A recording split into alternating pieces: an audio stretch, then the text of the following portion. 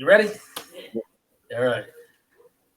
With that, I introduce legendary former marijuana smuggler Tim McBride. Tim, thank you so much for joining William Steele True Crime. Thanks, Bill.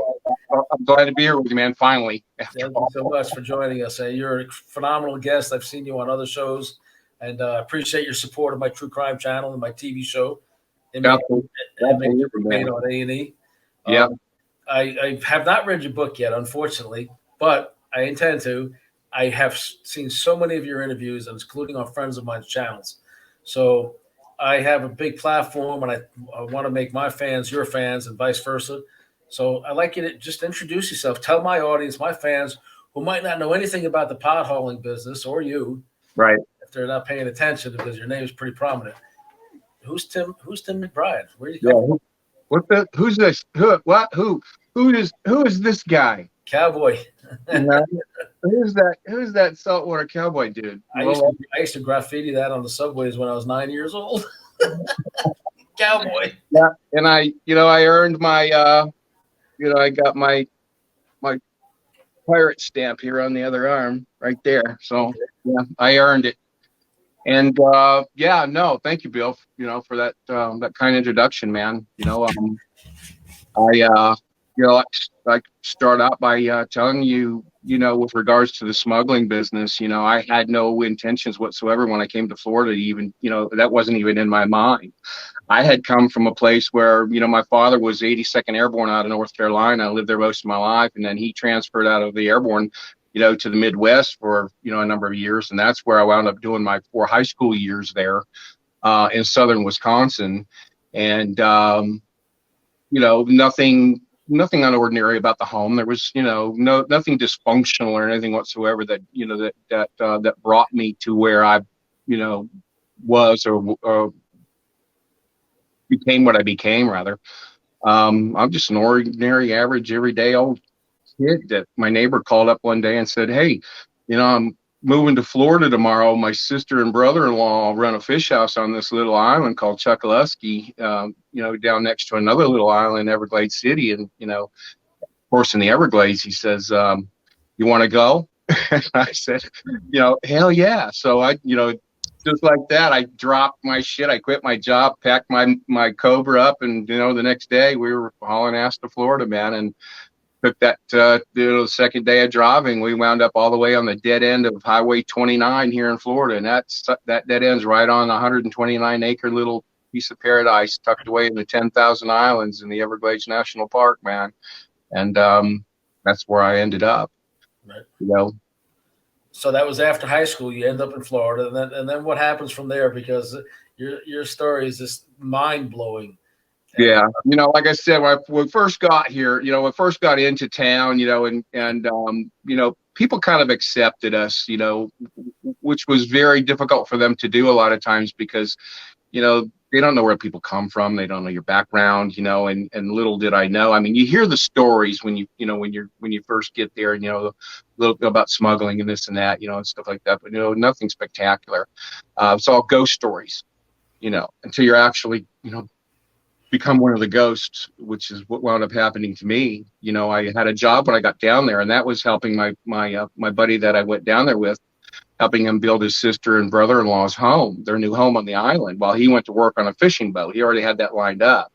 But when the house was done being built, there's 3 guys on a boat. There's the captain, there's a first mate, and a second mate that run the deck. And this other guy that was on the boat, when Mark got on there, my buddy, he was from Michigan, and Captain Billy, the guy that, our captain that was running the boat, he was, wanting to get into, back into pothole, and little did any of us know, and so he didn't trust this guy from Michigan for whatever his reasons were. And stone crabbing be the busted ass ball breaking work that it is, it only took him about a week to work this guy to death, and he quit. And opened up a spot on the deck for me, and my buddy says, "Come on, man, come on, let's go fishing, work on the boat with me." And so that evening, they were, we're sitting together with him and Captain Billy, and they're imparting to me, how the whole scenario works with regards to pulling stone crab traps. Now they have this one vessel, this fishing vessel, Hard Times, and all of its traps. We had at that time 6,000 traps, and we would put out 600 in this area, 600 in this area, 600 in this area, all around in the Gulf. Anywhere from 10, 15, 20, 30 miles away, onshore, offshore. What year was this? This was in 79, 1979. Okay. And so they're parting to me how it works. You get on the boat like 3 in the morning or so, because a lot of times, depending on where you're going, it takes 2-3 hours to get to the line of traps you're going to work. And we want to be there, and so we sleep in the bunk, and they wake me up right at the crack of dawn when you're able to see that first buoy and start pulling, because we've got the first half of what we call the line, the first half of the 600 traps, the 300. They're spread out about 25 yards apart, and that line can run for 15, 17 miles. Wow. And my partner picks up one. He opens it, clears the crabs, cleans the trap, repairs it, whatever, rebaits it. And when he gets ready to push his, the next trap's coming toward me in the buoy, and I pull that trap, and he pushes his over. So every time I pick one up, he drops one. He picks one up, I drop one. So it's back and forth like this. And it's not all that different than how I'm sure you're familiar, and a lot of your viewers are familiar with a movie or show called Deadliest Catch. Yeah. Okay. Whereby they're using a rope and a grapple hook to get these giant bags that are floating with a rope, with the rope between them. So they grab that rope and pull, because their traps are 1,000 pounds each. Ours are only about 50 to 60 pounds, because they're rectangular in shape, and they're maybe about 24, 23 inches wide by 20 inches deep by maybe 19 inches tall, but the bottom 6 inches of that trap has solid concrete. So when you throw it in the water, it's got to land bottom down so the crabs can get in through the funnel on top. Right. These bastards are heavy, and we're pulling these all day long. So anyways, I go and I get on the boat that first night. I'm gonna go stone crabbing the next day, and I'm keyed up. I'm ready, man. And I get in the bunk, and the bunks are in the wheelhouse, and we hop in the bunk as soon as we cast off and take a good sleep as best we can until we get to the line. Captain wakes up. Well, I wake up and the sun's up, and I'm thinking to myself, oh shit, they told me that we start working at before daybreak. Just as soon as it got light out, and here we are. I leaned over and I looked out of the bunk, and there's Captain Billy. He's right there in the wheelhouse, and he looks over at me. He's got a big grin on his face, and he goes, Timmy, he says, buddy, we're not going to pull traps today. He says, we're just going to hang out here all day long and goof off and swim and and whatever, and later on tonight we're going to unload a pop boat from Colombia. And I said, okay. You're not going for crabs, you're going for some square grouper. Yeah, and so it was a bit of a tongue-in-cheek thing for them. It was the Shanghai me, and they do, I'd be cool with it. And my buddy Mark, he knew all about it, so they sprung it on me while I was out there, and I said, yeah. So my first day working on that boat, I never saw one stone crab trap. I saw 15 tons of pot coming off this freighter, or rather it was a shrimp boat from Colombia, 15 tons. So we bring it in, and the shore crew does their thing like that, and I'll explain all this to you here in just a bit, so you understand how 15 tons from Colombia. Didn't what was his name? Pablo Escobar get his start in marijuana in the 70s or something like that? Or Yeah. And I'm pretty rather intimate with that story because of the person who I was connected with in Colombia. I only dealt with one guy, and I inherited him as my connection in northern Colombia through the prior generations. I was what was defined as the United States government as a third generation pot hauler, meaning that the guys and the gals that I grew up with as kids learned from our fathers, uncles, and older cousins and grandfathers. And that generation learned from their fathers and uncles and grandfathers. So it's 3 generations of this thing. So were the connections that they had made 30 years ago, plus 30 years plus ago in the Caribbean and around the Caribbean. Those were all family and generational as well. And I had, I heard, Lanier talking about working with one picking out one family to work with. And that's basically what I had done. It was given to me. This guy was already, and he controlled, a great portion of northern Colombia between Santa Marta and Cartagena, which included the Barranquilla Peninsula, Barranquilla City.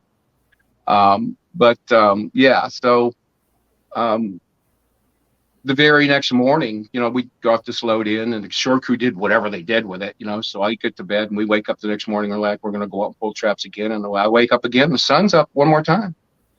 I look over, and Billy goes, "Here we go again, man. 22 tons this time," he said. Okay. So my first 2 days working on that boat, I never saw a freaking trap, man. I saw, boatloads of fucking marijuana, and I made rookie pay those first 2 nights. That was $5,000 a night. So when I finally got paid $10,000, I'm thinking, wow, this is awesome, man. At that time, and in the 70s and late 70s, early 80s, anywhere from 15,000-17,000 bucks was a fairly decent blue collar wage. By the time you get around to checking those crab traps, you're not going to be able to pull them out of the ocean. They're going to be so full of crabs. Well, it only happens overnight. And you let them go for a couple of days. It's really not that big a deal. But that's it's great that you kind of alluded to that in a bit of a way, because we have to do the work that we're out there to do during the day a lot of times in order to justify our being out there. You have to maintain appearances. You got to bring, if you're going out, you got to bring some kind of cash back, man. There was a slogan in the Gangs of New York. I don't know if you remember that one. Bill the Butcher was getting the mayor. What was it, Boss Tweed or something, was getting him votes to stay in office. But there was so much crime in Bill the Butcher's area that the mayor said to him, "Bill, I appreciate the votes, but there's so much crime. You got to, round up anybody." And he said, "Remember, we have to be pretending to uphold the law even while we're breaking it." So it's like you have to keep up appearances of your little front stone crab business. Exactly. You had to work the boat in order to, to do the work we were doing offshore. And little did I know at that time in the beginning that working offshore and unloading what was described as motherships, that was the hierarchy and the scheme of the entire operation. That was where mainly the most money was made, because, after that first 2 nights, that $5,000, that was rookie pay. Right. Well, paying us to, doing those jobs to, first of all, see if we could do it, see if we were willing to do it. And now that the captain understood he had willing and able people, 2 guys, now I'm getting paid according to the size of the load. So the way he sprung it on you was smart too, because although they trusted you, had they told you before you went out, you might have gossiped to mom or a friend or a brother or a girlfriend. And the next thing you know, the cops are waiting for you back at the dock or something. But it was kind of smart to. Well, we trust you, but let me tell you about it this way. That's all. Yeah, that could very well be. That's all subjective, But in the scheme of overall things, and in retrospect, it was more of a kind of a tongue-in-cheek sort of a thing. Let's pull this thing on Timmy and see what he says. How old were you at this time? I'm sorry. I just turned 21.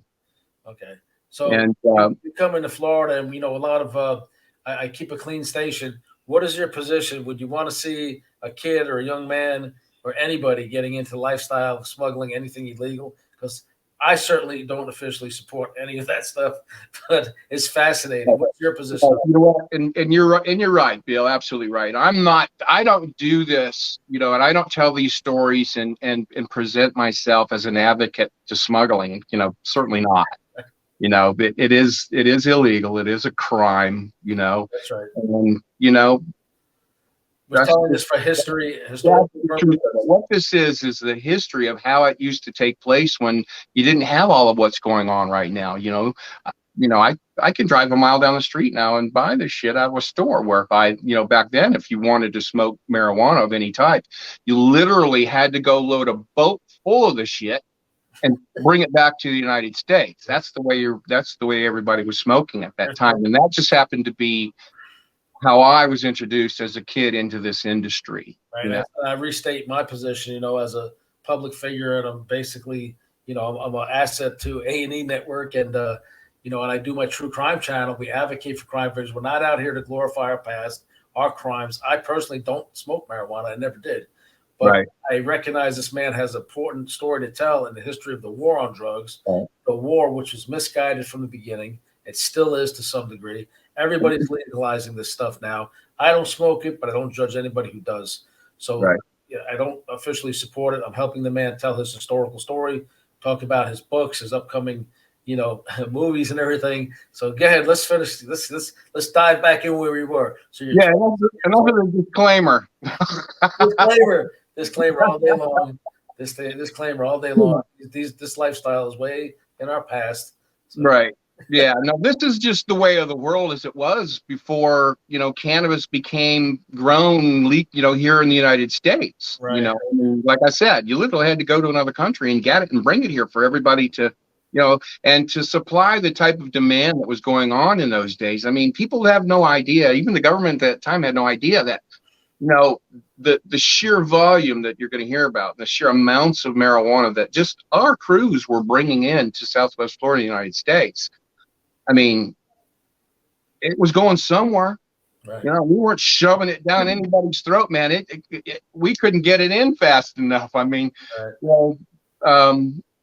So here's how it actually happens, Bill. I mean, of course, our boat, being the hierarchy of everything and getting the most paid. Now from those 5,000, I'm getting paid according to the jobs we're doing. And then once, when we started working, working 2 and 3 nights a week, sometimes 4, a couple of days, and then another job because, there was just so much work to be done. And my pay was now according to the size of the load. And I'm pulling in at 21 years old, anywhere between, $100,000 and $200,000 in cash a week.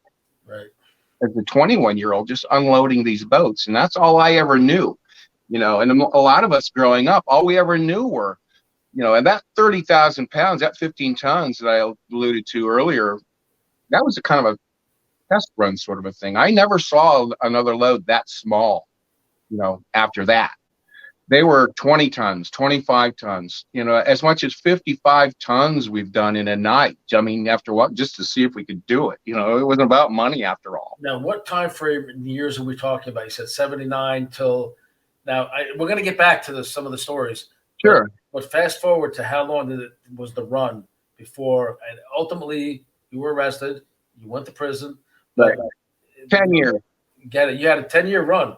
That was my run, 10 years. You've made personally probably tens of millions of dollars personally, and so go ahead, give us some more exciting stories of your life as a saltwater pirate.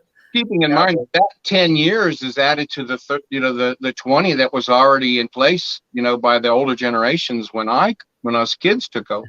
Right. The second generations were the fathers and the uncles of the guys and gals that I grew up with.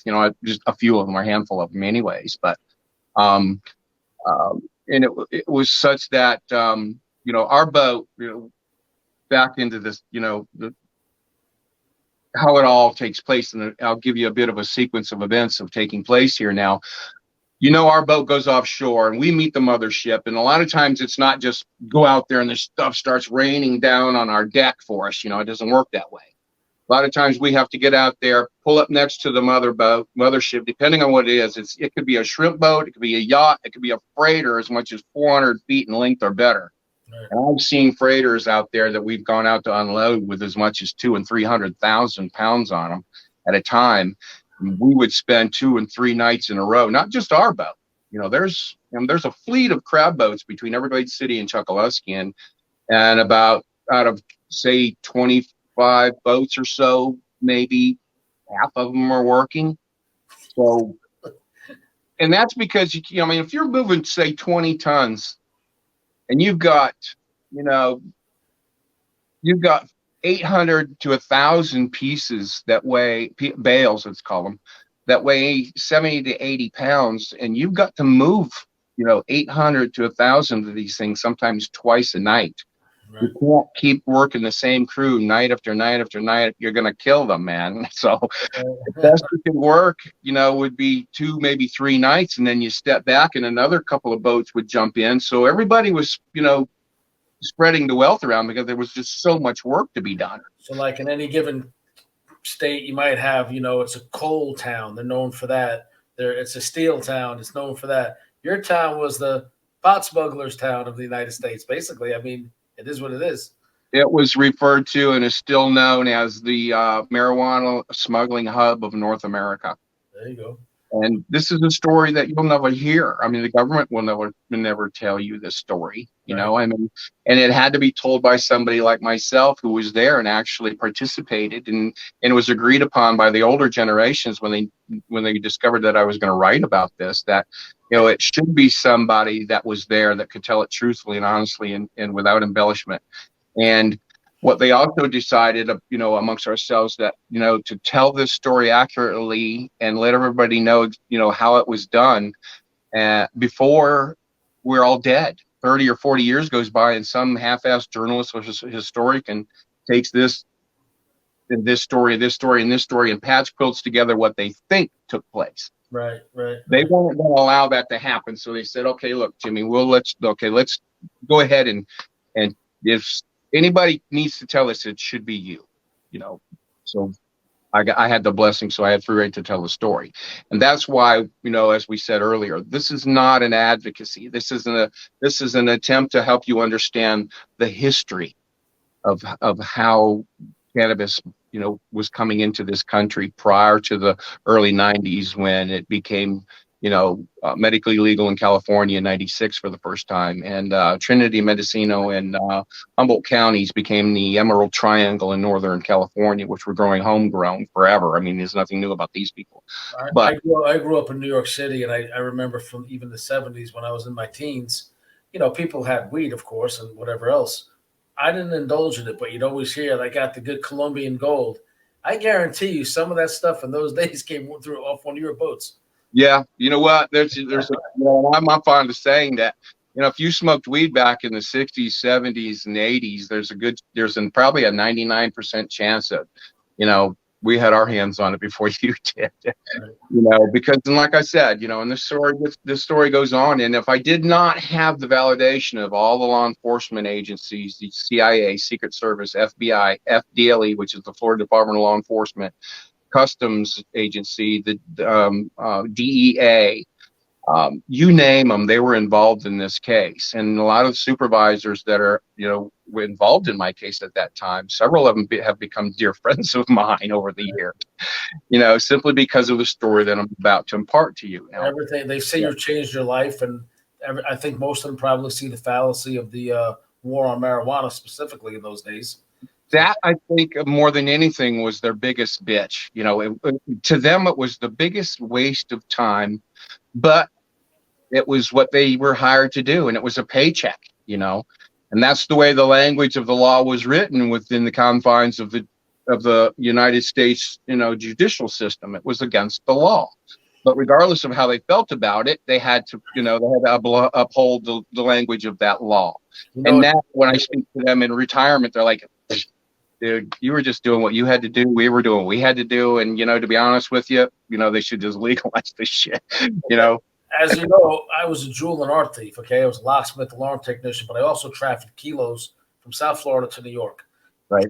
Trunk loads full of it on Amtrak sometimes in the 80s.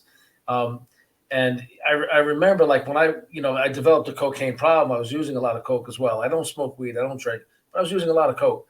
When I got in trouble here and there, I would always consider myself, a prisoner of war, prisoner of the war on drugs, because in 1971, President Nixon declared a war on drugs. It was a formally declared war. So I would put in for things when I was in prison. First of all, it was my obligation to escape. I would always say it's my obligation to escape. But you can't play around about saying you're thinking about escaping in prison, or you get locked down and, put in the hole and all that. Well, you're the rest of your period. Right, but ultimately I escaped from prison several times. I got caught once. I'd come back. I'd go do what I had to do, and I'd come back.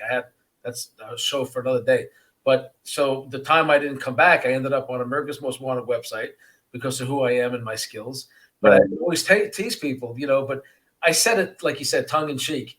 I was a prisoner of war and drugs. Nixon declared it. Therefore, I have a cocaine problem. You're never giving me help. You just keep putting me in prison. And so I have a duty as a prisoner of war to escape. So, Right. Right. Because, along with that, along with all my friends, never considered ourselves criminals. right. We always considered ourselves to be outlaws. And the definition that we attach to either one of those is simply that a criminal will do anything it takes to get whatever it is they're doing done. Right. They'll harm somebody, they'll kill somebody, they'll do whatever it takes, with violence or, anything of that nature. Being outlaws, we were working outside a law that we never necessarily agree with.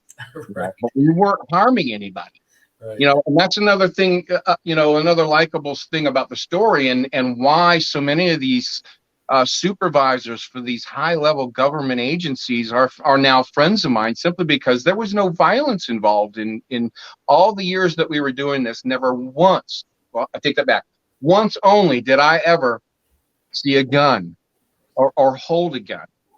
And that was my first trip to Colombia. I got to tell you about that one in a little while, but that was kind of funny. But also one of my partners in Miami, and I only worked with 2 Cuban fellas out of Miami. I didn't want to know anybody else. I said, you go to whoever they want their stuff, wherever in the corner Caribbean, I've got a connection. I'm in Jamaica, I'm in Venezuela, I'm in Colombia, I'm in Central America, I'm in Belize, and wherever in Panama, wherever, I've got a connection there that was inherited to me, from the older generations. And you bring me the money. I don't want to know these people. I'll go get whatever it is you want. I'll put it on your doorstep. And there's 2 different ways that this was done. I could do the whole job. I could go to whatever country you wanted your stuff by as much as you wanted for $10 a pound at that time. And for $175 a pound, I would put it on your doorstep in Miami for you. And from A to Z. Now, there was another option whereby if you had, your own vessel and you wanted to go get your own shit and just bring it in offshore out here, I could guarantee delivery to you from that point. I'll get it from your vessel, bring it ashore, and put it on your doorstep for $145 a pound. Right. But a lot of them opted for me to do the whole thing, because it just wash your hands of it, and take care of that. We never wanted to own the stuff. We never wanted to sell the stuff. And I get this a lot. Dude, if you got all that if you can buy that much and you're making that much money, why aren't you getting it yourself? Well, I don't want to sell the shit. I want to, you're just involving a bunch of people that don't need to be involved in this. That's exactly right. Too many people. If I can make millions of dollars, and we can all make millions of dollars, and the amount of money that we're making was almost too much, because, shit, you can't do shit with it. There's only just so much you can do with that kind of money. And not be stupid and stick out like a fucking sore thumb, So, we were what the government described as service providers. We figured this out. Right. I could do this shit for you and get paid for doing it. So, and that was part of how it actually all worked. I would go to whatever country. Say I go to Colombia and I buy you, let's say, 30,000 pounds of Colombian redbud, which is what a lot of people were wanting at that time, for $10 a pound. So I can take $300,000 of some cocaine cowboys' money over in Miami, and to a lot of guys like them, and even us, 300 grand is a 3-day weekend, in South Beach, right? And come home with gas money, just to try to get rid of the money, take the clubs over and shit like that, take all the tabs and stuff like that. But I could take $300,000, I buy 30,000 pounds of Colombian redbud, send a ship about to go get it. By the time that stuff enters the United States territorial waters, it's now worth anywhere between $500 and $750 a pound. So let's stick with the 500 number and say, okay, for $300,000, I just made $15 million. $5 million of which comes to me for the pay for having done the job. The other $10 million goes to you, the owner. So you made $10 million off a $300,000 investment. Now, people had always asked me about violence and shooting and all this kind of shit, carrying on and going on and all that goings on. But You think this fucking guy's shooting at me? I just made him $10 million in the voyage from South America to South Florida at that time, or even now still, depends on weather conditions and, that and as such, can take anywhere from 8 to 12 days. So if I'm turning your $300,000 into 10 million in 8 days, do you think these guys are shooting at me? They can't give me money fast enough. Go back, man. They can't, like this. So that being said, there's no, gratuitous violence or, gunplay. We obviously, the danger is then you're out on the high seas at night, you're evading, customs and Coast Guard, and I don't even think they had AWACS that far back. Yeah, they did. In the later 80s, they began to run AWACS out of Homestead Air Force Base, which is just right there south of Miami. But then they had a corrupt cop out of Miami that was part of that whole thing, I think, with a helicopter that would tell them where the flight pattern was so that certain loads, I think those are the cocaine loads, could be flown in with the AWAC. There were dozens of dirty cops in those days. I mean, probably more than that, because dealing the way we were dealing, there were times when, you could throw some money at a cop or a park ranger or a Marine Patrol or something like that, and, they turn their head because, think about offering some guy 10 times his annual salary to go around the corner and go to sleep for 2 hours or so. Right. What do you think he's going to do? He's going to go take a freaking nap. In a sleepy Everglades town in those days, there probably wasn't much to do anyway. No, you know what? And there's the sheriff, C.W. Sanders, and there's 2 deputies. That's it. 2 Marine Patrol officers that take turns day and night shifts that are, on and off during the days and stuff like that live in the area. And that's it. That's it. There may be the odd, state trooper out on the road. You have fishing game, Florida wildlife, people out there and, running around and stuff like that. But, with that regard, being as rural, for lack of a better way of putting it, as we were, I mean, we're 30 miles from Naples. We're in the Everglades.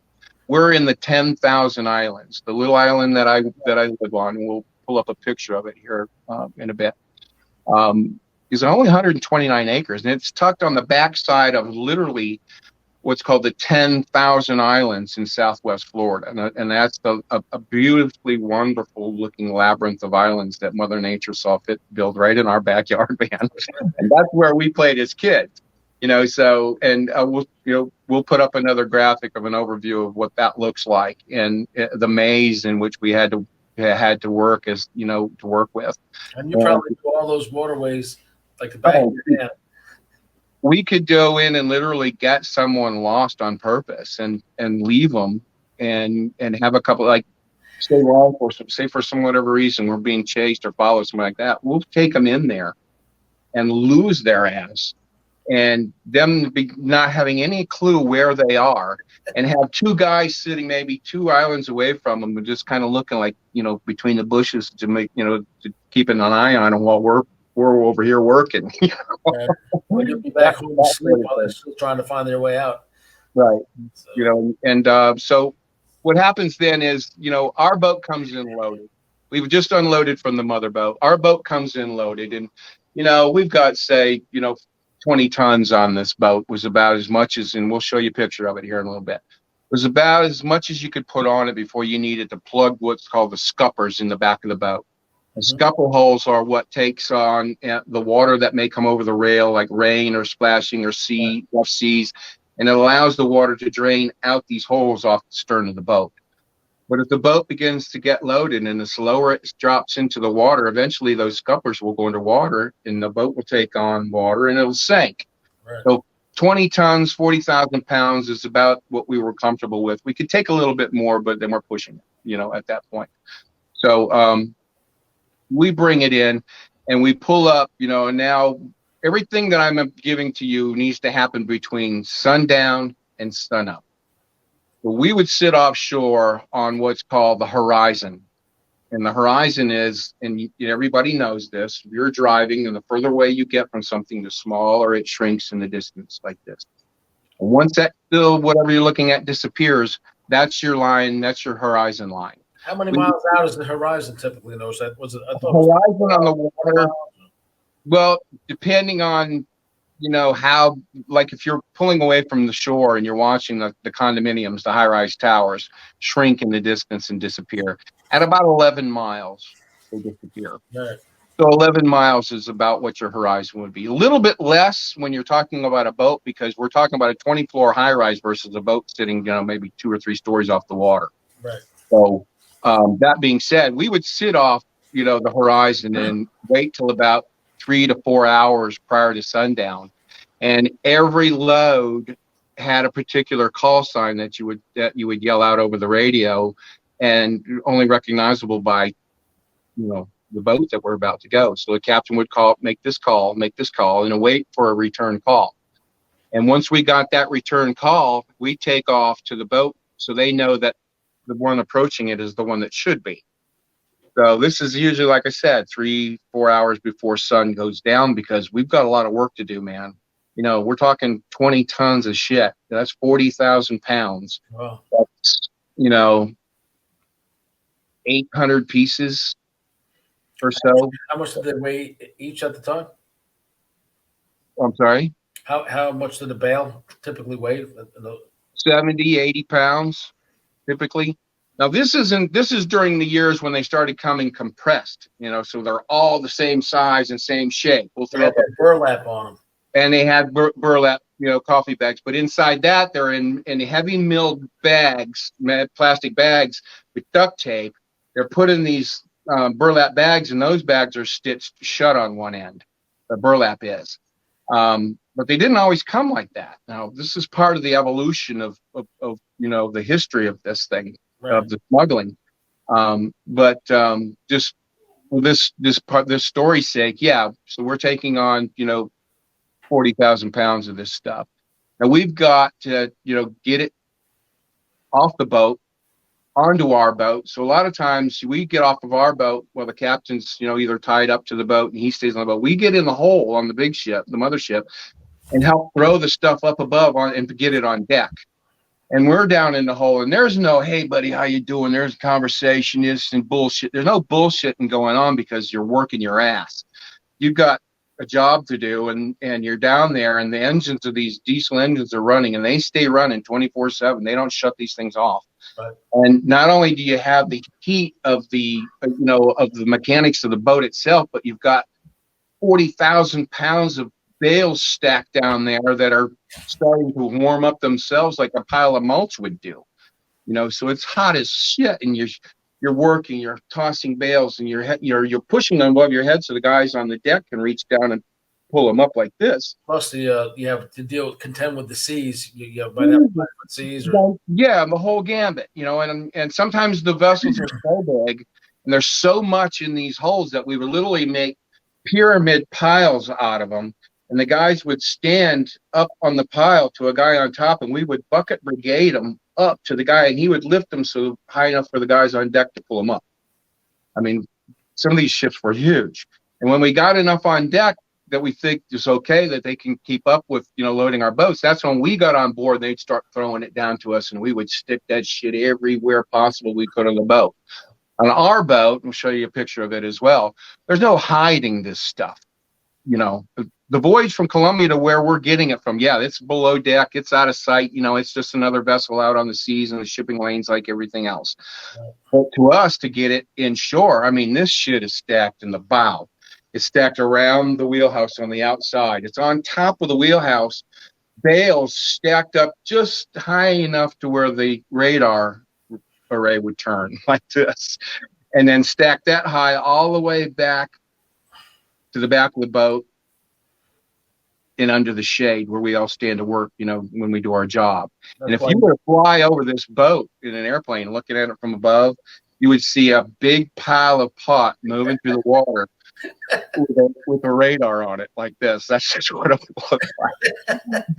And then sometimes it was definitely advantageous to get back under the cover of darkness. Well, yeah, I mean that's the whole trick, is to try to get this shit all done before the sun comes up, because there it is.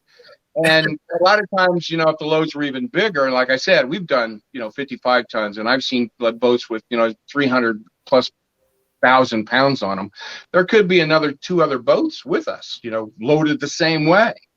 But for this story's sake, this 40,000 pounds, now we're chugging back into shore.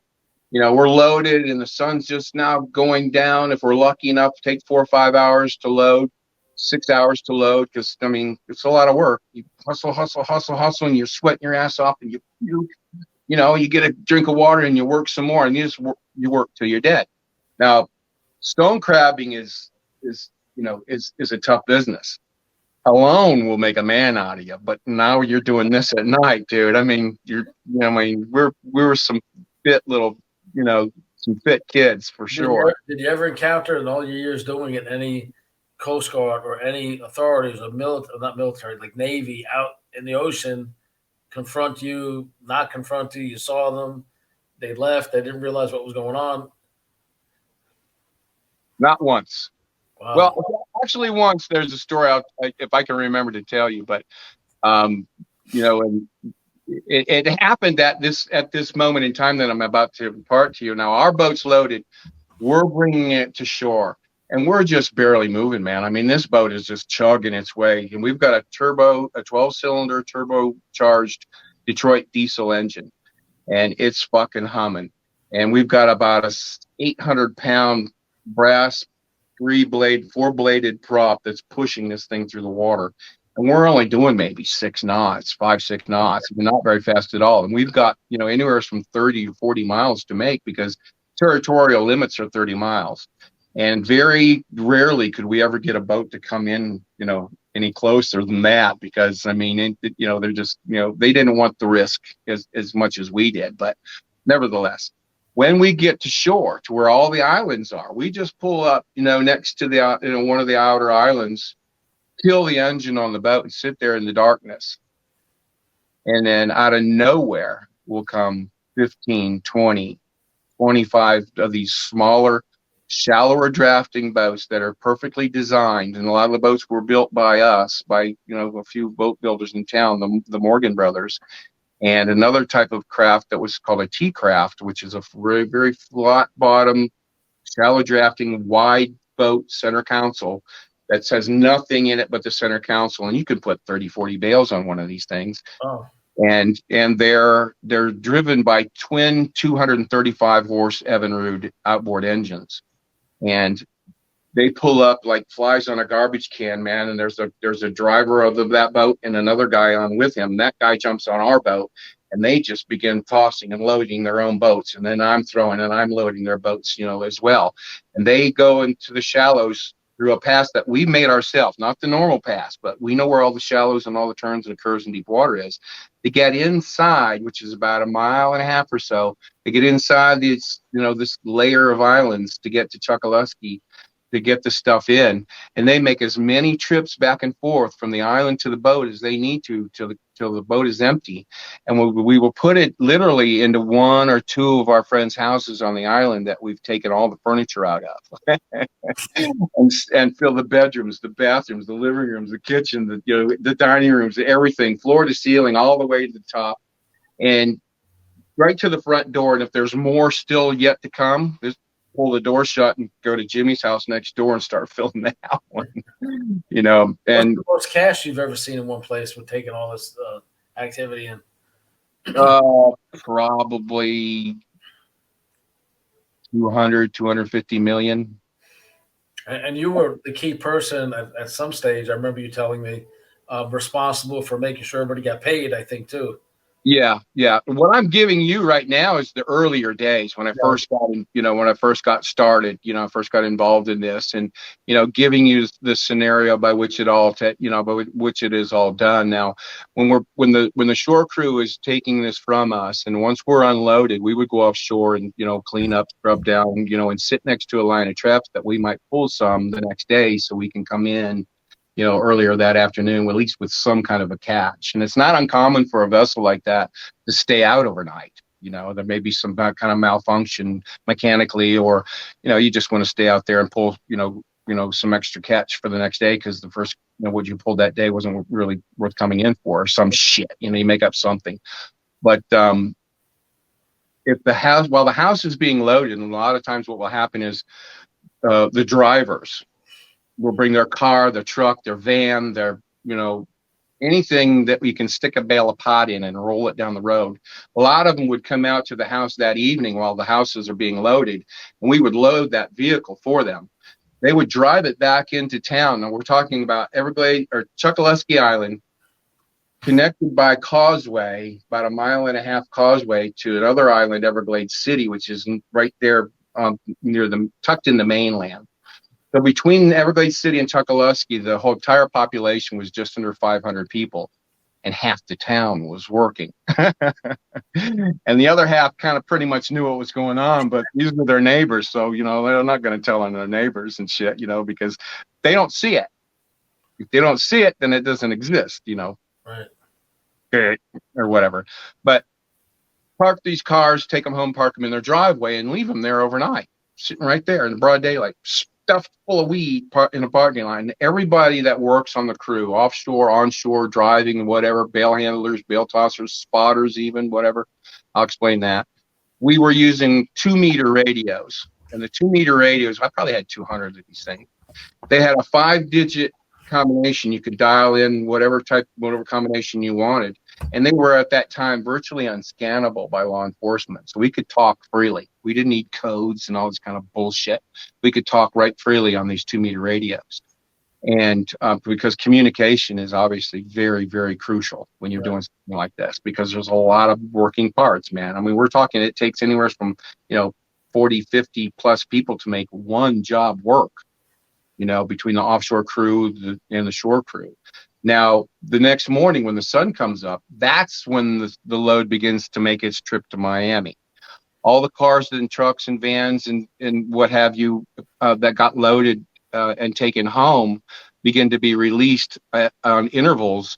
Okay, go ahead. And they will be given a designation prior to where they're, to taking off as to where they're going in Miami. And typically it would be somewhere off of Chrome Avenue is called, in a little town on your way to Homestead called Kendall. And in Kendall, there would, we'd pick out a little plaza or a strip mall or something where these drivers would take the loads from Everglades, pull into the parking lot of drive all the way 120 miles across Florida to Miami, pull into this parking lot designated somewhere in Kendall, and get out and go window shopping. And we would have a guy working with the Cuban counterparts that actually owned the shit. And he's like, well, that's our car, that's our truck, that's our van, and pointing out like this. So our people would get out and go walk around, or their people would get in it, take it to wherever their stash house and shit is in Miami, unload it and bring it back. Our guys would get in it and go back and get another load if time permitted. And we needed to do this all day long until that freaking house was empty, because chances are we're going to fill it the next night, and that's how we get it from one place to another. Now, on the offshore side of it, while we're working, what we have with regards to a bit of a safety valve, if you were, for the lack of a better way of putting it, and we'll show you a picture of what's called a chase boat. Right. The chase boat that you're going to see is one that I owned myself. It was a 31-foot Chris Craft Scorpion with twin 200 offshore Mercs on it that would do probably 60 miles an hour before your ass would even hit the seat. This boat has one job and one job only. There's one guy on it driving, and his job is to stay next to us when we're offshore. When we get to the mothership and we're loaded and we're headed back, he's right there next to us. He's in sight. He's within spitting distance of our boat. Right. Now, once the boat is loaded and we're on our way back in, us as crew, we're sitting back on the back of the boat in this big mountain of fucking weed.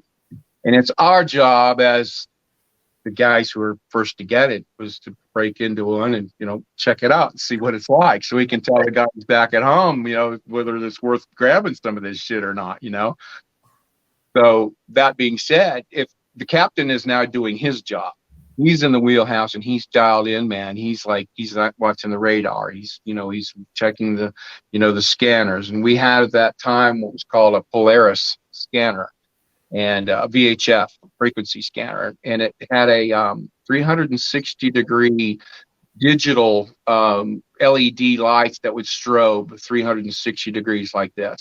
And all someone had to do on a VHF radio would be just to key their mic like that. They didn't even have to speak.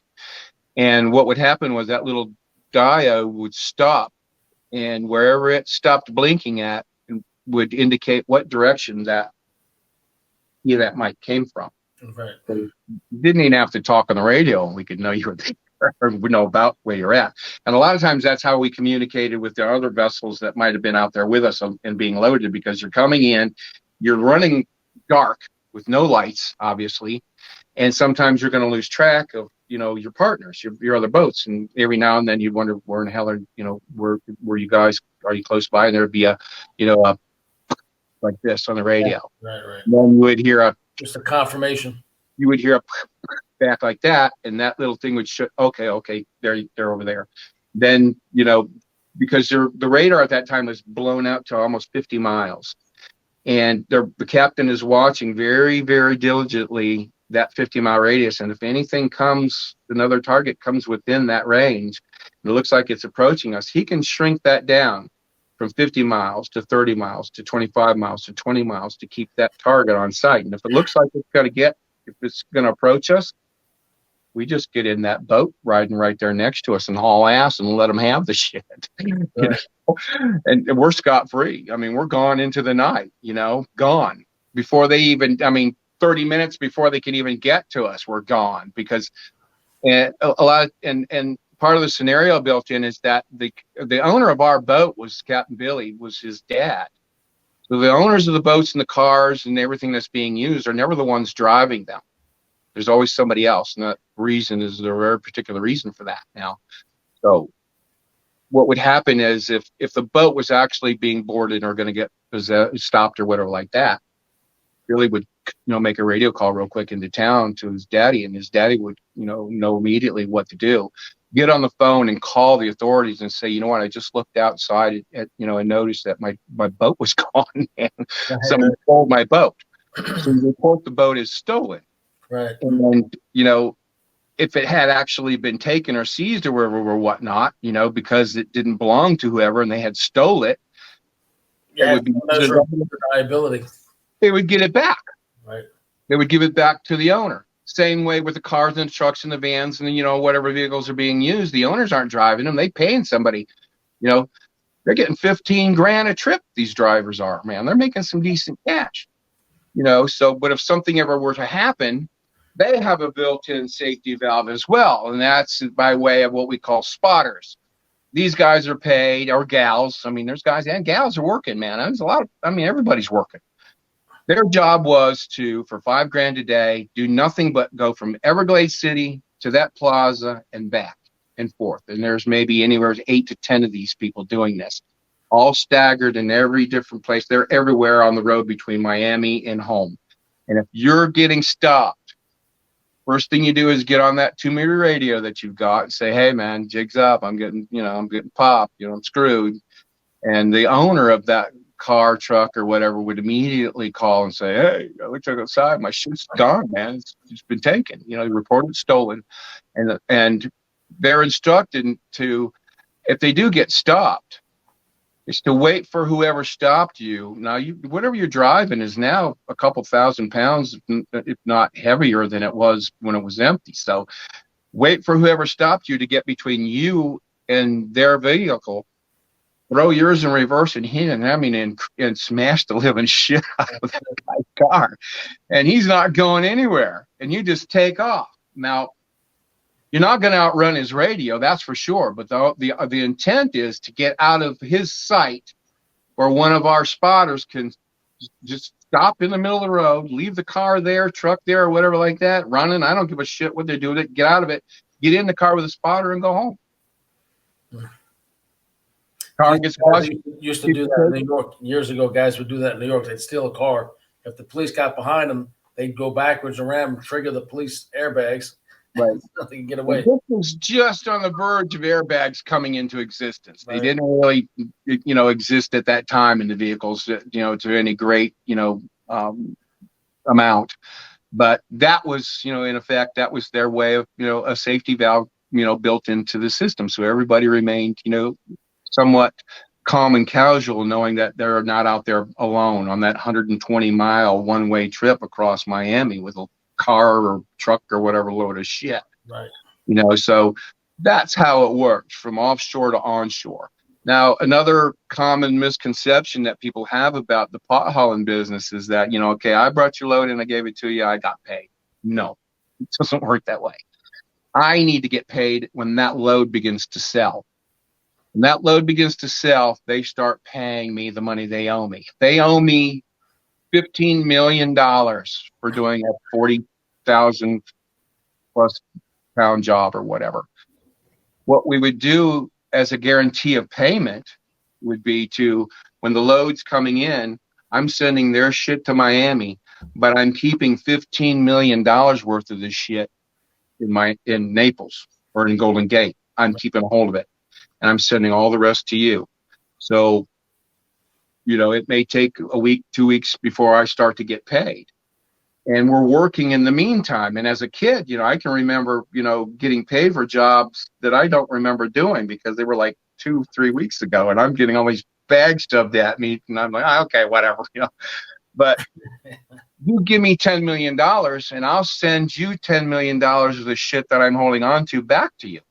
You give me all my 15 million and I'll give you all your shit. The reason for that is because you lose your shit in Miami, I can make one phone call and sell the shit that I've got, and we're going to get paid. We didn't risk our ass out there. I didn't go to Colombia and buy. I didn't go to Jamaica. I didn't go to Central America and buy this shit and send a boat and risk our asses to not get paid. So there was a lot of safety valves involved to ensure that this thing was done, as safely and as humanly possible. When you're talking about moving, 20 and 30 tons of shit, a day to Miami, it's just. Did you ever have a load get stolen or somebody steal from your organization or something in storage or the house, stash house? No. Actually, no. When you're talking about a town of under 500 people and half the town is doing it, nobody comes into town. We don't know you're there. That's just the same plain simple truth of it. It's that small, and nobody in their right mind. Nobody would have ever suspected that this was going on in this little 500, less than 500 population. Right.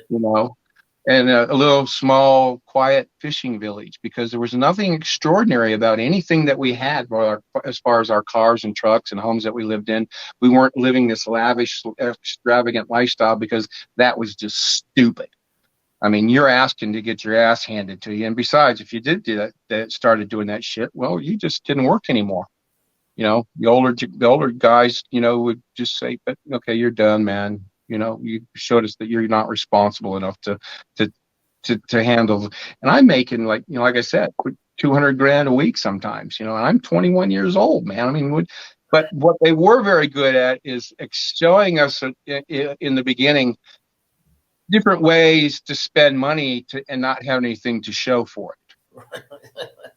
And then after a while, it just became a game, and it got fun.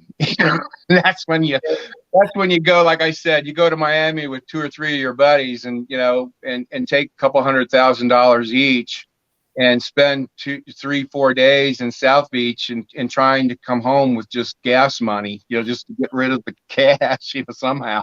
Yeah, I saw some movies about all the smuggling activity that goes on especially with the cocaine. It becomes what do you do with the money? Where do you put it all? The sheer volume of it. Oh, it's a pain in the ass. I can imagine you probably had it in your walls and your floors and everything else. Well, here's the thing about that. I had, people have another common misconception about, burying your money. Well, hell no, you don't bury your fucking money. It'll degrade. Well, yeah, for a couple of reasons, Bill, and that's because, for one, a lot of times the guys might forget where the hell they put it. and they can't find it. I know it's around here somewhere, or it just mildews and rot, because that's what money does. I can't tell you how many times I've gotten paid large sums of money, and I'm getting paid in a bundle of fives, or even sometimes a bundle of tens, where you take a big, you take a stack of them, like, this wide, and you flip them like this, and then the dust and the mold and shit coming off of this stuff like that. It's terrible. So money by its very nature is designed to be circulated. Right. And, in this industry that we're in, and when I told you, earlier about the most amount of money that I've ever seen at any one time was, 250 million. That's in a money house we had in Coral Gables. When it came time for me, I get the call, come on and get paid. I would drive to Coral Gables, and I would, in the beginning, and I'm spending, sometimes 2 and 3 days with 4 money machines, counting money. I mean, steady, just counting frickin' money. And the guys are going into the, there's hundreds in one master bedroom. There's 50s in another. There's 20s in another. There's 10s in another guest room, master suite. And the $5 bills are in an 8-car garage out back, because I don't know if you can picture what $1 million in fives looks like. I mean, it would probably fill this room you're looking at behind me. Right? A lot of volume. Yeah, it's a lot of volume, and the shit's fucking heavy. We talk about burying the money. I remember there's a story a few years back, a cocaine trafficker in Puerto Rico. The neighbors noticed, a change in living circumstance, a little house, then he puts a mansion on the property, security. And from the house nearby, they're watching him bury these huge barrels all over the property over the course of a year or two. And so he would sneak onto their property and take the barrels up. And each one had $5 million in it. Yeah. And of course, the neighbor quickly figured out who was stealing his money, because now he was living above his means. Right. And that's not entirely untrue. I mean, and I'm always fond of saying that, hell no, we weren't the only potholers out there moving shit. There were potholers all over the place. I mean, like, Lanier, the race car driver, he was pulling some loads in, and there was an odd potholer here and there, on the West Coast, East Coast, and Gulf Coast, all around, shit like that. The story that I'm imparting, and the sheer volume of what it was we were doing, is a story about a small town that learned how to integrate this smuggling aspect into a way of life, in order to survive. Because, and like yourself, you said you didn't smoke the shit. Well, 90% of the older dudes and the older generations, they didn't smoke the shit either. Right. As kids did. It's an easy money maker. It was a matter of course, because the United States government was trying to flex their muscles and stretch the borders of the Everglades National Park to include some of the fishing areas that the locals were using. Plus, it incorporated into the only 2 passes that you could get into town: Chokoloskee Pass, which got you to Chokoloskee Island, and Indian Key Pass, that brought you right into the main bay and into Everglades City itself. Now, if that had happened, what would have happened was that now the regulations of the national park dictate that you cannot bring your commercial catch through the national park. Oh, here we go. How the fuck are you going to get to the fish house? You got to go through the park. Well, that wasn't going to happen. So once they started all this bullshit and putting pressure on how many fish you can catch, what type of time of year you can catch them, what type of nets you can use, all this freaking regulation shit. And they said, okay, well, look, you're digging into our pockets. These are people that learned how to make a living in the early 1800s. They started to inhabit this island when they were getting their supplies in mail from a sailboat from Key West, for Christ's sake. Right. And their business was bird plumes and feathers for the ladies of New York for their fancy hats and shit, and alligator hide for shoes and belts and suitcases and stuff like that, and it's all these things that these people learned how to make a living over. Now you want to take this away from them? Jesus, come on, man. Take somebody from New York, Philadelphia, Chicago, Philly, I don't care where, drop them off on 41 between Everglades City and Miami and say, okay, go make a living. Yeah, right. That's about what it amounted to. And now you're trying to tell these people, fuck, you can't do this anymore. Well, they said, okay, well, look here. We can supplement. And that's just how it propagated, and that precipitated it. So But the original, all this multi-year run that you had, tens of millions of dollars, you had it made, you love the environment you're living in, you're happy there. How did this come crashing down? Because ultimately you got caught. You got arrested. Right. Somebody informed, from what I understand. What happened? Well, there were a series of federal operations that had taken place in the 80s that started the inevitable downfall, if you will. Mm-hmm. In 1983, over 250 federal agents from every branch of law enforcement in the United States and across North America descended on that little 100 and 500 population town and a bit of Naples and started, to effect arrests. But what they didn't know was that in the earlier years, that older generations had such intelligence network that, they had senators and congressmen and judges on their payroll. Everybody knew it was coming. They knew 2 weeks before they got there they were coming. Right. So it was a bit of a disappointment. I mean, it made them look like fools, really. But so that being said, what they did almost a year to the day in 1984, here they came again, and the older generations knew it this time again, and they thought, well, they're not going to give up, so they just said, screw it. They sit out on the front porch and smoke cigarettes at 2 a.m, wait for the show to start, and here they come, man. Now they're this time 270 federal agents. Jesus, are you kidding me? They come down and shut down and started grabbing and taking people, and this is how they got the first and second generations. The first generation was started by a man by the name of Loren Toch Brown. He is an absolute legend here in South Florida, not just for his, just for the smuggling, which he renounced in his later years in a book that was written, by the University of Miami, but by his family history. He was one of the founding families of the island, and he knew these waters and, intimately backwards and forwards. And that was, what he was famous for and a legend for. But he also started hauling pot because of this, scenario that the government was putting them through. Right. And when he began this, he was working with the Cubans in Miami to start with, and a lot of the stuff was going, to Miami.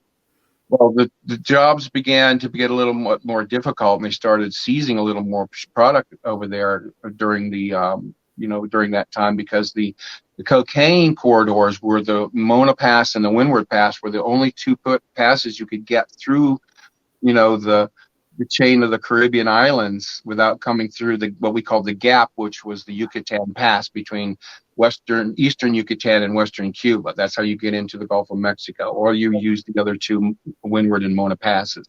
Well, the cocaine traffickers were using mostly the Mona and the Windward. So Potts says to the Cuban guys, look, bring this shit over here, man, over to where I'm at. We'll get it over there. Game over. Right. So that shifted and brought the stuff around to our side. Now, Potts, 5 brothers showed up on the island back in the late 60s, early 70s, and the Daniels brothers. And the youngest of the Daniels brothers, Craig, befriended Potts, and Potts said, put him to work, and the guys at that time on the island, or even anybody ever were thinking, geez, you work with these guys, they just soon kill you and pay you, But nothing could have been further from the truth. But this was the mode of thinking at the time. Well, Craig goes to work, and he's, Potts is showing him ropes. He's working. Well, he comes home one evening, and he goes to his brother's houses, and he's got this suitcase full of cash. He sets it on the table and opens it up and says, "Look," he says, they're flabbergasted. He says, that they didn't want to have anything to do with it. They almost shunned him out of their family because they're like, "Dude, are you crazy? You're going to get us all killed." And he says, No. And he says, "It's not like that." He says, "It's all good." He says, if you don't want to get involved, at least, dive in and, grab some money and get your kids some bicycles or something, right. Like that, And But it didn't take long after that. One by one, they started on board, and they came on board, started working. They became the second generation. As they got older and they were working with Tosh and that crew, they started having kids, and those kids grew up to be my generation, my guys that I grew up with, guys and gals. So that was their third generation. That's how we got 1, 2, 3 generations. Well, when these operations took place, 1 and 2, 83 and 84, 84 Operation Everglades 2, they called it, was a success. Basically a success, because everybody stuck around and they did that, did their thing. There were numerous reporting agencies, Life Magazine being one of them, and I can send you some pictures of that. I'll actually email you the file, and you can have a look at it. But it says, it was an unprecedented article for Life Magazine at that time that talked about it, a small town in Everglades. It said, across the top with letters that about 2 inches tall, it said, centerfold, both pages. Trouble in Everglades City, it says across the top. And in a subheading just below it, it says, small southwest Florida town tarred with drug smuggling, and most of its 600 residents, or they thought it was 600, but they said 600. 600 residents say, so what? And it goes on to talk about, this little town of under 500 people, mostly women and children and young men, because the entire male population has gone to prison. Right. So, but also the story that you had shared previously was somebody got arrested and was in a Colombian jail or something, and gave them information as well. Yeah, I'll get to that one. That one was Operation Peacemaker. That one came in 1988. That's when they got us kids, the third generation, because what they didn't understand was, after taking out, Operation Everglades 1 and Everglades 2, they thought they had ended what was taking place. They didn't have any idea that the kids were doing this. Right. They didn't have any clue to the scope and the magnitude which this was all taking place, nor did they have any clue that half the town was involved in it, particularly the kids, because we were doing all the muscle work. You think the adults are out there humping 80-pound fucking bales all night long? Hell no, man. They got the kids doing it. Do this, do that. They're telling us where to go and where to work, and I'll do this kind of shit.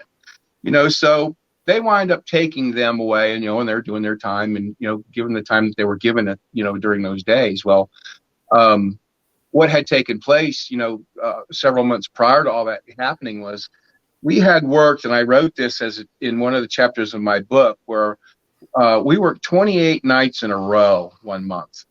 And some of the guys and the gals would say that it was, it was more than that. But I left it at 28, because that's enough. And we were doing, for 28 nights in a row, anywhere from 25 tons to as much as 55 tons a night, bringing this shit in for 28 nights straight, to the tune of, a rough calculation I did, about 1.6 million pounds in a month went across that one little 129-acre freaking island. But more importantly, the 55-ton job that we had done, 110,000 pounds of it, at that time, every house on Chokoloskee Island that was able to be used, that was next to the, had a dock and a seawall, it had to be right there. So we could unload from the seawall, and bale handlers would carry and load the houses like that. Every house on the island had pot in it at one time. There was just so much shit. Well, there's 55 tons. I just worked that job, and we were going to take 2-3 days off and then go back to work again. Let the other crews, jump in. And I had done that 55 tons. And the next morning after we had gotten in, I had walked over to one of the houses just, to see how shit was going on. And Daryl Daniels, the one of the 5 brothers of the second generation, this was his job. He was in charge of the whole thing. The Cuban connection and all of that shit, which we didn't know any of that. We didn't want to know that shit. He sees me and he goes, "Timmy," he says, "come here." He said, "I got to ask you something." I knew right away what he was going to ask me. Several days prior to that, after, during our hiatus, our time off, before our next three loads and this 55 tons. He had given my buddy Jimmy and I a chainsaw and a wrecking bar, and he points to this brand spanking new Winnebago. It had 200 miles on it. And he said, I want you guys to take this set and go inside there and strip that thing bare. I mean, gut it. Take everything out of it from the windows down.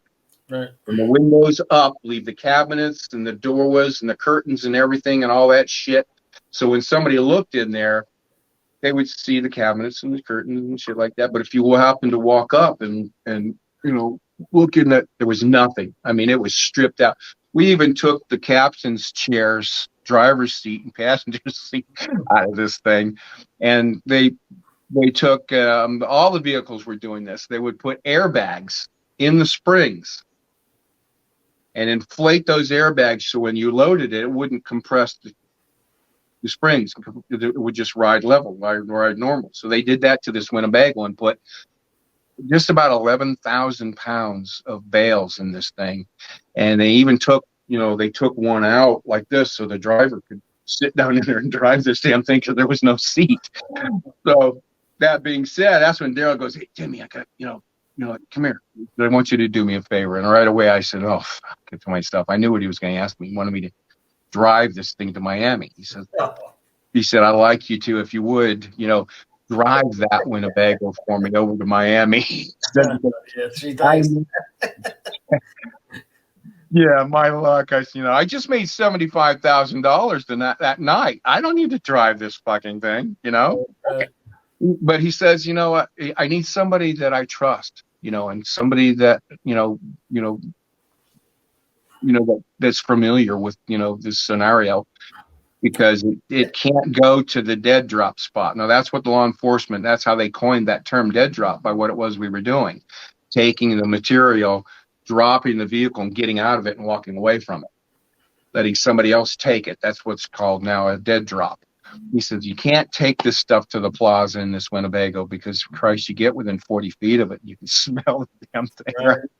He says it has to go to the house where all the other stash is going. And nobody of our crew, of all the kids and all the people that were working and driving and had ever been to Miami, never saw the other crew, the Miami crew. None of them. Only the adults were making the deals together, 3 or 4 or 5 people that knew one another, and that was it. The separation between the crews at the dead drop didn't allow anybody to know anybody, anything like that, or even where it was going.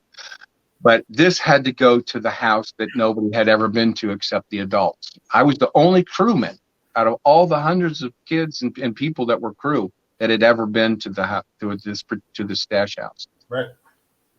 So I said, yeah, okay. He said, I'll give you $35,000 just if you would just take it, spend the day until the load's, done coming for the day, and then they'll have a car full of money or a car with money. I need you to drive back. That's where the trust thing comes in. And I said, yeah, okay. Just simply because of who was asking me, I said, okay. So I get in this behemoth damn thing and I start, and here I go, my 120-mile trip to Miami, I get to Four Corners, it's called, Dade Corners. I get to Chrome Avenue and I make a right and I'm headed down. I go past Kendall. I'm almost to Homestead. And I go into off another side road and back into this orange grove. I mean, way back into this fucking orange grove. And all of a sudden it opens up and there's this house.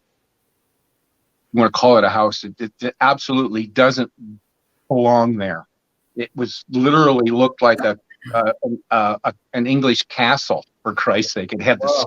It was on the, in the brick and shit. And I mean, some cocaine cowboy had this idea to build this freaking fancy house or some fucking sort. So I pull in and I park the Winnebago, and all of a sudden, the guys come out and they start unloading, and they're putting it in a space beneath the house. And I go inside, and I'm spending the day, and they're playing poker, and they're doing coke, and they're drinking and shit. And I didn't want to. I played a little poker, but I wasn't going to get fucked up because I still got to drive back to Miami. So I get to know these guys. I'm there all day, and they ask me, how you have the balls to do what it is you're doing, because we did all the work for them. They weren't doing it, Said, what's it feel like to drive, a Winnebago like this over, across Florida? And I said, feels like $35,000 to me, man. So story goes on. I take this, I get the money back, and Daryl thanks me, blah, blah, blah. Okay. And then here comes the operation months later, and all these guys they're taking to go to jail. Well, I think about 3 or 4 weeks go by, and I'm living in a house that I had bought in Golden Gate, and outside of Everglades City. Golden Gate's another little another little, maybe subsection of Naples here in Southwest Florida. Right. And I get a knock on my door out of nowhere. I open the door, and there's this guy, Jorge, one of the Cuban dudes I had met at that house that day. I took the Winnebago over there. And because everybody else had gone to jail during Operation Everglades #2, they had gotten the Daniels brothers and all the bosses and all the visible people, And like I said, they had no clue that the kids were doing this, but the infrastructure was still there. That was us. So George goes, look, he says, hey, Timmy, he says, man, the work is backing up. He says, we got work to do. Can you do this? And I just blurted out, hell yeah.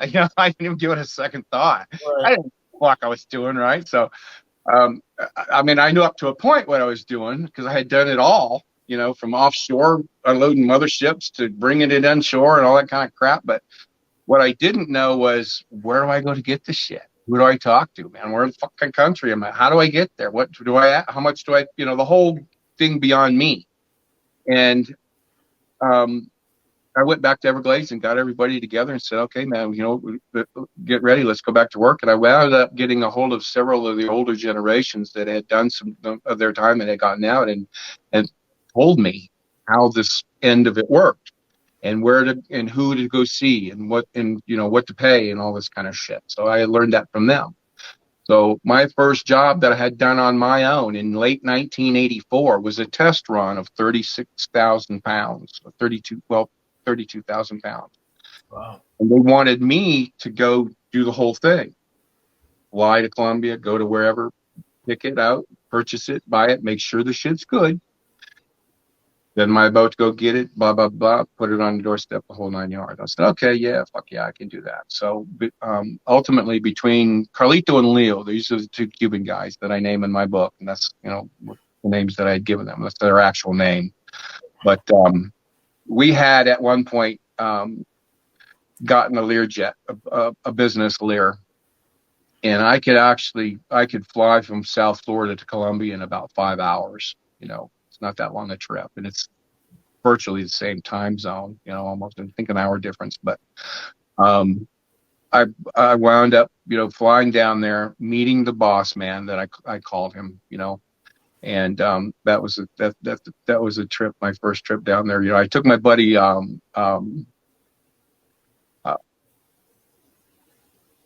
Ruben. He was a Cuban guy, Spanish guy, to translate for me. Right. I didn't know fucking Spanish up my ass to save my ass. So we fly. I fly down there, and we get out and get picked up in a little truck, and they take us up to the house, and put us up in this apartment in the back of the house. So this apartment is 3 times the size of my house at home. This guy's house is a mansion on the side of the mountain. He inherited from his father. He inherited, all the plantations and all the workers and everything like that was handed down generation to generation, just like us. So that's why, I felt completely comfortable, going to see this guy. And people are always like, weren't you scared going to Colombia? And well, fuck no, man. I mean, there was no violence, and I was never threatened. And if because we're working as kids, and if the adults were never worried about anything, I was kids cued off of them. We weren't worried about it either. So I fly to Colombia, I meet this guy, ultimately the next day he comes we didn't meet him that night. The next day he walks into the room, and he's got this, he's got on combat boots and camouflage fatigues and a belted sidearm. And he's got this t-shirt on.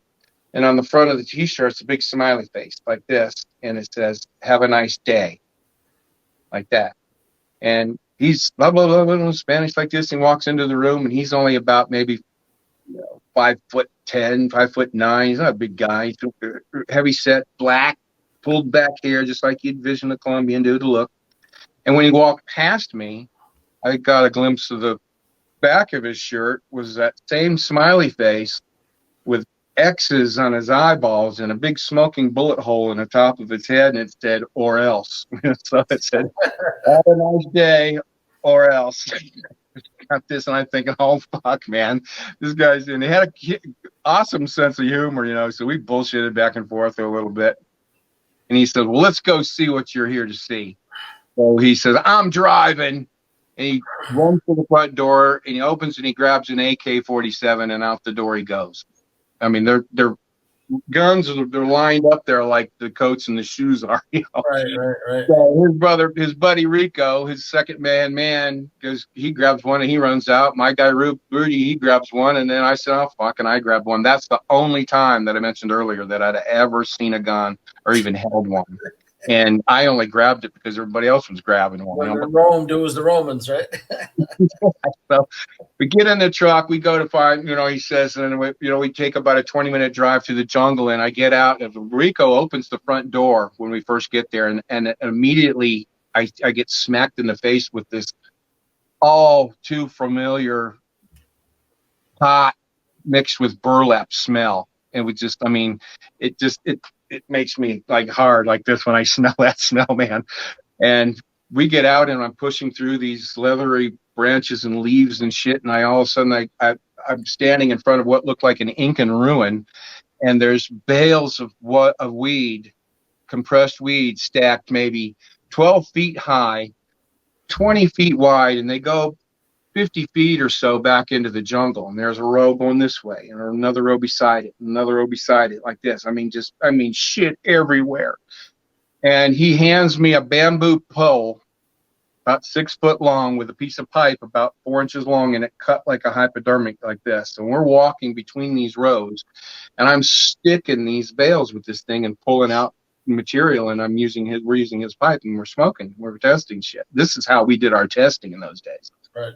And I would say, "Oh yeah, you know, I kind of like that shit." I said, "How many of those you got? You know, kick all of them down." And he's got guys running around. They're up there. They start throwing down the stack. He's probably got maybe, I think we got about 300 or 400 of those. So they kick them down, you know. And I spray a particular mark with a paint can on those bales, and there's a reason for that as well. And then the guys take them and they will start weighing, and we continue on down throughout the day until I get the amount that I'm there to get.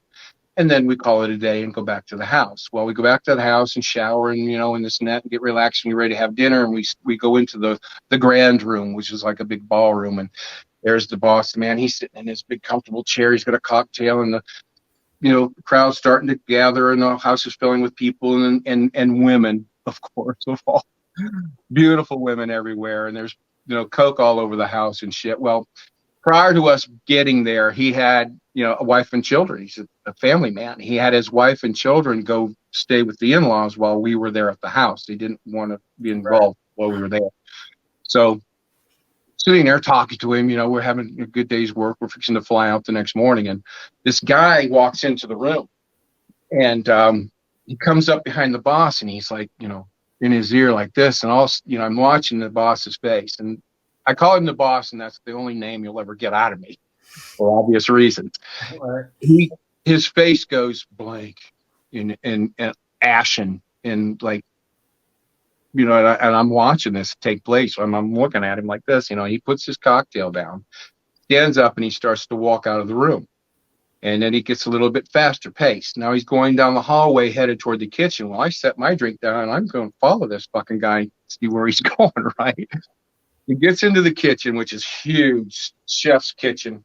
He goes through there, and he goes out these French doors onto this huge veranda, down the stairway into the grass in the backyard.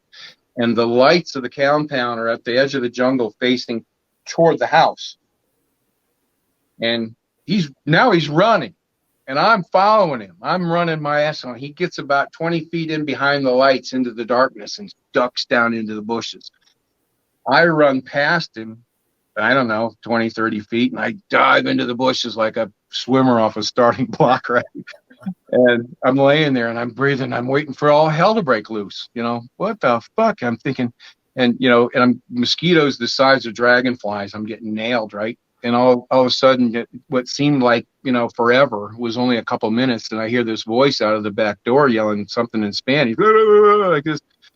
And I see the back of this guy's head, the boss's head, silhouetted against the lights, and he starts laughing out loud like this. And I'm thinking to myself now, what in the hell, man? What the fuck? So he walks back up into the house, and I'm coming out of the bushes, so I'm picking this shit up, and I'm sweating profusely, almost running through my shirt. I get back into the house, and I sit back down. He's already there. He's got another drink in his hand, and he's wiping sweat off like this. And he looked over at me with a kind of a half-assed grin on his face, and he kind of turns to his guy, and he says in Spanish, where in the fuck did you think you were going? Me. And the guy interprets it to me, and I said, plain and clear, I looked in the eye, and I said, look, when the boss gets up and runs out of the fucking house, my ass is following him. And he breaks out laughing. It was a big joke like this, but what it ultimately wound up being was a misunderstanding. He's got a little bit of a switchback to get to the house on the side of his house on the side of the mountain. He's got spotting people up and like this up and down the road, and he was told that his wife was on her way home coming up the mountain. So he freaks out. He's going to get out of the fucking house because he's got all these whores running around the house and shit, and they're doing coke, and the wife's coming home with the kids, and he decides he's going to bolt the hell out of there because he doesn't want to get caught, and he wants Rico to take the dive for the party at the house. And he's, he doesn't have anything to do with it, So I'm thinking to myself, here's this guy, he's worth, I don't know how many billion he might be worth, the head of his own little cartel here, and he turned into a pussy when he heard his wife was going home. It turns out it wasn't even her. It was something else. That's what they were laughing about. And I'm thinking, holy shit, man, I can't wait to get out of here, man. So the next day I flew home and arranged to have a boat come back and get the shit. That was my first trip to Colombia. Meeting the boss, and then, one thing led to another. And ultimately I wound up, I'm flying 2-3 times a month. And, I'm buying anywhere from 100 to 200,000 pounds at a time. And I'm sending boats to go get this stuff, and people have to understand too, that, the northern coast of Colombia, it wasn't as bad as our coasts were with regards to patrols and things of that nature, but they still, it wasn't like you just drove down there and you parked at the dock, load the boat and leave. It wasn't like that. The military and the Navy or whoever's in charge, they'll take your shit, just like they would if you were here. So a lot of times, depending on where and whoever you're dealing with, it could take a week or so to get your boat loaded because it would have to stay offshore a little bit, and they would take a little bit out every night, night after night or so or whatever, and load your boat and then send you on your way. But in this case, we were in an area where we could get loaded relatively simply, and a lot of times the boats could come, right to the dock or close enough to it like that and get loaded. So we lucked out, with that regard, because the guy had been there forever, generational and family. His father did this. He built his house, off of this stuff. But, 8 days later that, that load would arrive, back in, for us to, unload and bring it into Miami. So now I'm flying and buying these large amounts, and one of the guys ultimately to get to the fine tuning point of Operation Peacemaker, they called it. Now I've been doing this now for since 1984. It's now 1988, and I went from making $200,000 a week to $2, $3, $4 million a week. And what a pain in the ass, man. I started buying houses, out of the country. I had a house in Panama. I had a house in Colombia, and a house in Grenada, a house in St. Martin, and I had one in Paradise Island in the Bahamas that I was really quite fond of because I've been there. It was right across the street from the Paradise Tower and the Britannia Tower, the casinos, the two casinos on Paradise Island. Right. And if you remember that in those days, on the far end of that road was the Club Med, where Atlantis is now. Uh-huh. There used to be a Club Med. My house was right across from the Paradise Towers, Twin Towers Casino. And how I got the house was we're counting money one day. And it had gotten to a point where, I was counting money, for days. Because now I'm in the 20 and 30 million range because I've got jobs stacking up. And it takes a lot of time to count money like that, even with machines, Right. So we're 3 days into this and I'm ledgering and we're still counting. And, it gets down to where we're almost done. And, their tradition, the Cuban guys, Carlito, he's in Leo sent his cousin down the street, go get some Coke, man. And then he come back with like, I don't know, quarter pound, half pound of Coke. He wasn't going after an 8-ball or some stupid shit. Right. And now, next thing you know, I mean, after like 20, 30, 40 minutes, I'm the only one left in the kitchen counting money, and everybody else is looking out the fucking windows, swearing they're seeing cops behind every tree out there, like this. And I'm thinking, and Carlito, or he's talking to me out, he's looking out the window, but he's talking like me. Hey, Timmy, he says, how's it going in there, man? He says, I said, that's okay, man. I could use some fucking help, right? But we're getting down to the end. And he just starts talking. He's rambling on. He goes, I got this house in the Bahamas that I'd like to, get rid of because I'm really looking at this decent place down in St. Martin on the north end and on the French end. And I said, well, how much you want for it? And he said, well, how much is left on the table out there? And I got to kind of looking, shuffling around. I said, I don't know. There's about 250, maybe 1,000 on there. He says, I'll take 250,000 for the house. I just went like this and shoved it all over into his pile. I said, sold. I got this fucking house. So we went over the next day, flew over the next day to have a look at it. And that wound up being a nice go-to place where I could take some friends and some people like that and just, release. But I had to buy, my condo where I was living in Naples. I had so much money stuffed into the air conditioning vents that the air wasn't coming out any longer. I bought a house from Rudy, my translator guy. He had just built a house in a little place called Golden Gate. And he said, I'll tell you mine. I'll build another one. So I gave him cash and I bought that house. And now I got an attic in places where I can start putting some of this money. Because when we were younger, before I started taking over, like I said, it's a fallacy about burying your money or anything like that, or keeping it for too long because, and they're always banded with rubber bands. And money, as you know, when you get it from the bank, is always banded in paper bands. Right, because the rubber bands will cut through it. Well, yeah. Well, the bacteria doesn't eat the paper, but it'll eat the shit out of the rubber bands, and they turn to goo, and they just come apart. Rubber bands can get. And the money just starts falling all over the fucking place. Well, I'm at the house and I've got money up in the attic and I'm putting, I've probably got maybe $3-4 million in cash up in here, and the counting of the money and the getting paid got a little bit easier when one of us discovered how to weigh the shit. There was no internet, there was no, place you could go to figure this out.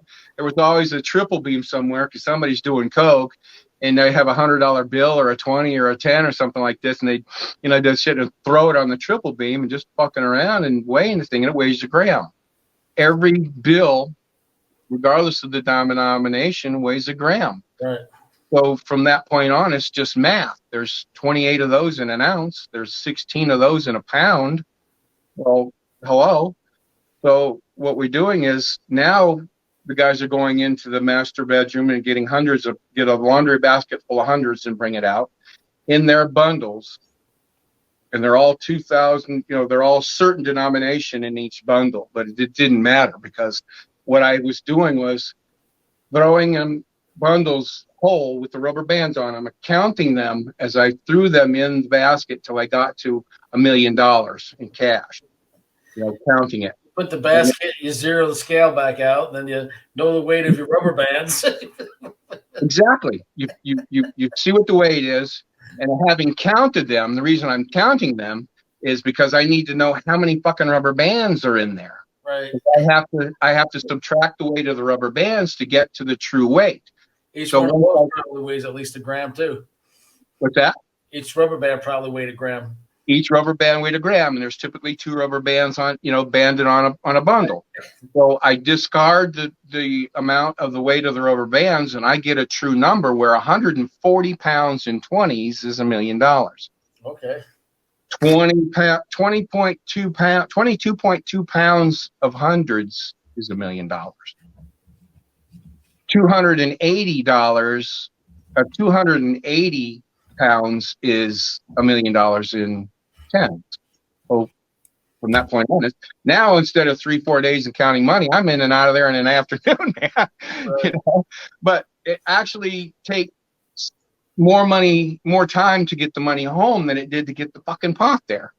Because now we're talking about, if I'm taking $25 million, I mean, I'm not putting it in 2 or 3 bags.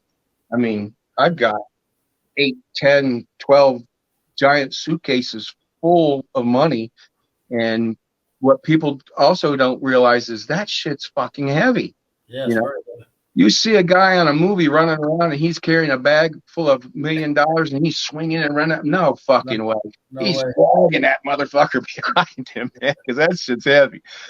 I picked up my first fucking Samsonite suitcase. It had $600,000 in odd denominations in this suitcase, and when I went to pick it up, the fucking handle came right off of it. I wasn't expecting it. So you can only get so much in the car because then that thing's sparking the highway on the way home. So I got to make, a bunch of trips because I'm not putting all my eggs in one basket for sure. I'm not taking the whole 25 million in a truck and getting popped on it, so I'm taking it a little bit of time. It might take 3-4 days to get it all to the house. And then I divide it all up. Now the guys out on the boats doing what I used to do as a kid, that boat going offshore, like I said, that's the big money right there. That's usually $200,000-$300,000 that boat earns, and the captain pays the crew out of that money, and he keeps the rest. The little boats that come to get it from us, those are 35 grand each. Their crewman is paid out of that 35 grand, which is probably about half he gets, maybe 10,000-15,000. Then the drivers, the cars and the trucks and the vans, those owners are getting about $30,000 a load. They pay their drivers out of that. And the bail handlers are getting about $5 grand a night. The guy that owns the house that the shit's going into, he might be making $100,000 just for using his house for one night, and that's how the pay gets divvied up. So what I pay everybody off, whatever's left over, I keep. That's my keep. So like any other business, if I can cut out any aspect of that part of the job along the way, say, for instance, I didn't need to use that guy's house to put the shit in. We went it right into a truck and took it right out of town right away like that. I pay the truck driver 50 grand, or something like that. Well, that extra $150,000 came to me. Right. I keep that. That's just how it worked. With all this money you had trouble, all this cash you had trouble hiding all over the place. Did you ever, looking back, have you ever lost a significant amount of money because you forgot where the hell you put it?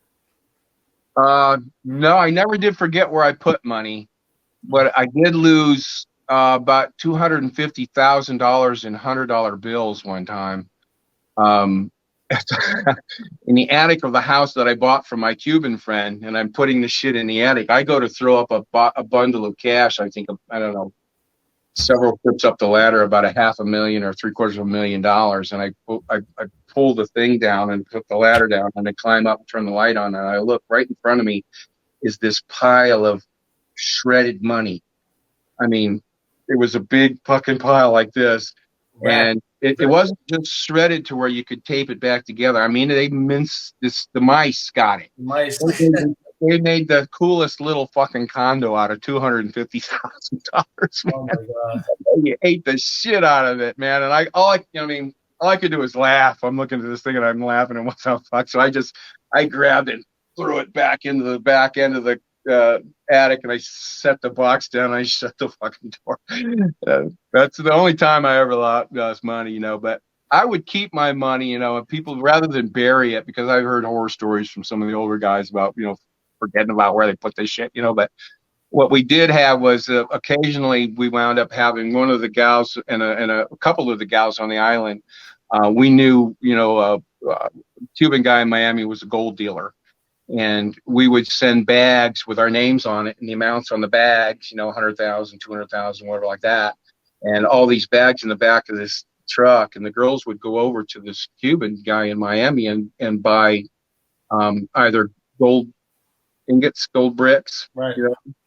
Anywhere from an ounce to 5 ounces each, or at that time they had the gold South African Krugerrands. Krugerrands, they have the pandas from Yep. China. Yep. And change everything to gold. Now I can put these things in. What I was doing was putting them in strong boxes with a chain, like a dog chain on them. And, as heavy as they were, I'd shuck them off the end of our seawall over into the water next to our boat.